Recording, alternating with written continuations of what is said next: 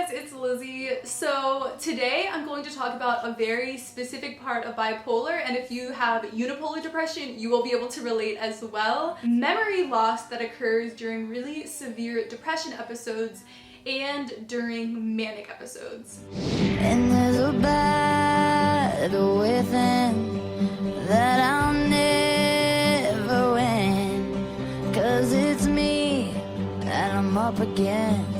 It's my heart. No one really explained this to me, and I feel like the end of last year is the first time when I fully realized how extreme the memory loss was. After the worst manic episode I've ever had, I was processing it with my therapist, and I was explaining, I was still kind of manic at the time, and I was explaining how it was so fun being manic because I was outside of reality, but I don't remember it at all. It was like I didn't experience it because it was out of reality, and my therapist was asking me, don't you want to remember your life? That question just sparked in me all this questioning of my whole mental illness. And around the same time, I was FaceTiming one of my friends who I don't get to see very often, and she was referring back to the last time we saw each other.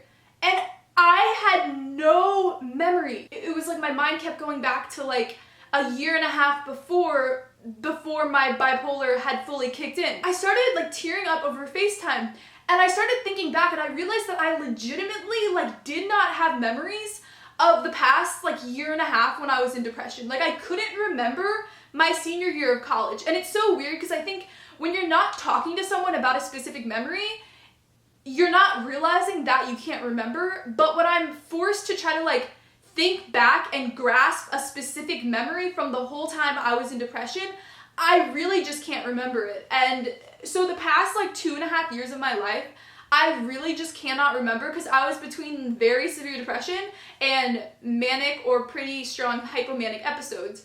And because of that, like I don't have memories. It's so scary and sketchy.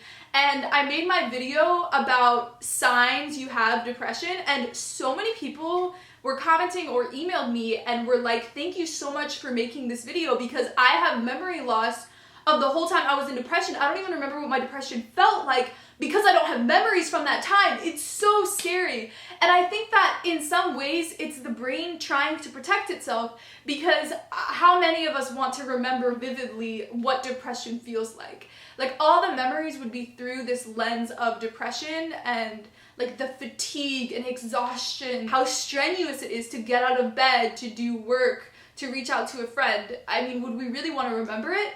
But then at the same time, like, yes, I want to remember my life. Like, I don't have beautiful memories with my best friends. So the reason that this happens is because there's a part of the brain called the hippocampus. And it's like in the back of the brain, like right here is the hippocampus. The entire purpose of the hippocampus is to convert short-term memories into long-term memories. The hippocampus is the first part of the brain that begins getting damaged because of depression. So it literally shrinks when you are in depression. A lot of other parts of the brain begin to shrink, or just the neurons firing. In certain parts, it's very slow. There's not enough serotonin, dopamine, norepinephrine, and you feel that as well. It's terrifying having this like first person perspective where you're inside your brain, you feel yourself shutting down and not able to think of words and not able to process information in school like you normally can. It's really terrifying. But that's why when you try to think back on a month when you were in your really severe depression, you might not be able to recall specific events at all. But I've noticed that this whole year so far, I've been off my medicine for like 4 or 5 months, and right when I went off my medicine, when it went out of my system,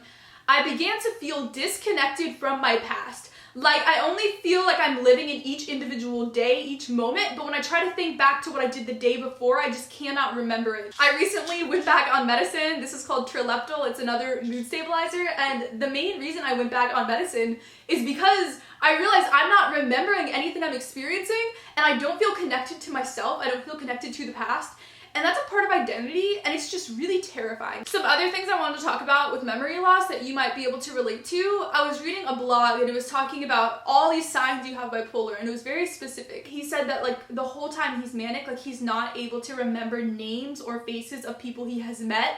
And that's been me so much. One time I was a new student orientation leader, and yes, like you're meeting so many people, but there were a few people who told me I met them like 5 times before I like remembered them. So that's something with me, and I know a lot of people say like they're not good at names or faces, but I will literally forget the name of like the guy I really like. I don't know, like I just forget people like completely.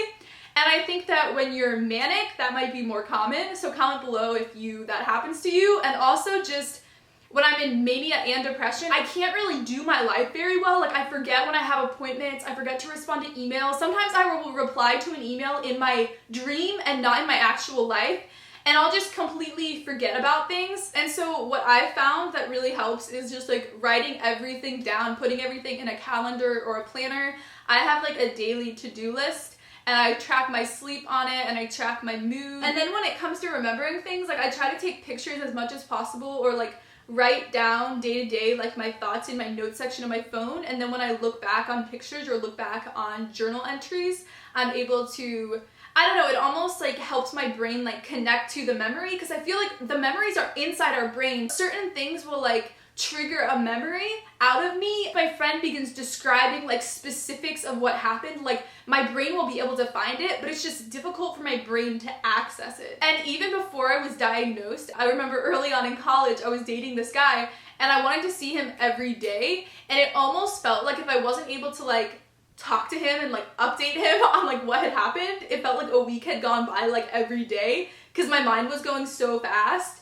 And it's almost like I forget about people, like if it's a new person in my life, I want to see them like all the time, because I feel like so much time is going by, even if just like a week has gone by or a few days. So I think there's like this intensity in mania where, because you can forget things and because your mind is working so fast, it's like you need to see people all the time. And then something else, when I was like the first time I was in really severe depression, but I had no idea it was depression. It was the summer of after my sophomore year of college, and I was in Thailand. I journaled every single day, so specifically everything that I did.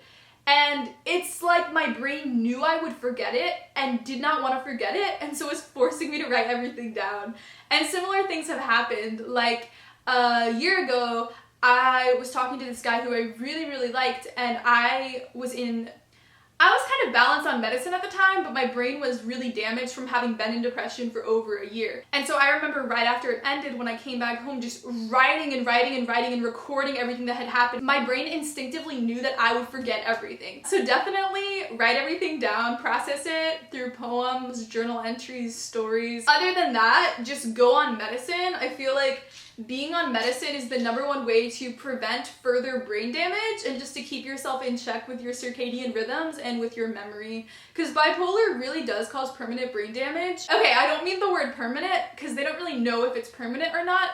But what they do know is that if you exercise every single day, I was reading a study and they compared HIIT training, so like Kayla-Itzine's type, like high intensity interval training, and then weightlifting, and then cardio, like running, and they found that cardio helped the hippocampus grow back the absolute most. So if you've just been through a really extreme manic episode or really intense depression episode, understand that your brain is still damaged from that period, and it's going to take a while for it to grow back. Also, sleep deprivation through depression and mania really harms your brain. I think that's where most of the brain damage might be coming from, because in depression, you're sleeping the whole night, but your dreams are so vivid.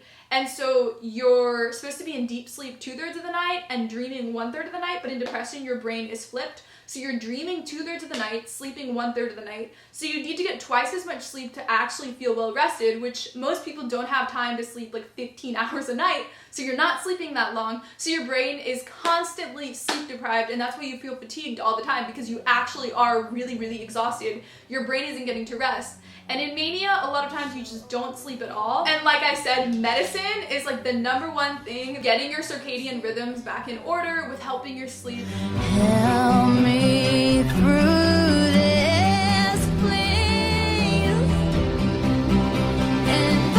The reason I made this is because I made my video about like how I got fired by my psychiatrist, and when I talked about memory loss and brain damage, those were the two things that like made him so uncomfortable, and he's like, this is too severe, I can't treat you as a patient. But my new psychiatrist who I went to last week, what she told me, she laughed when I was telling her the story, and she was like, but memory loss is the most common symptom of bipolar. So to her, it's so obvious, and it is, like, this is completely normal. Like, my psychiatrist who fired me made me feel crazier than I need to feel, you know? Like, this is normal for being bipolar and for having experienced depression. So I love you guys so much, and I will see you in my next video. Bye! You know my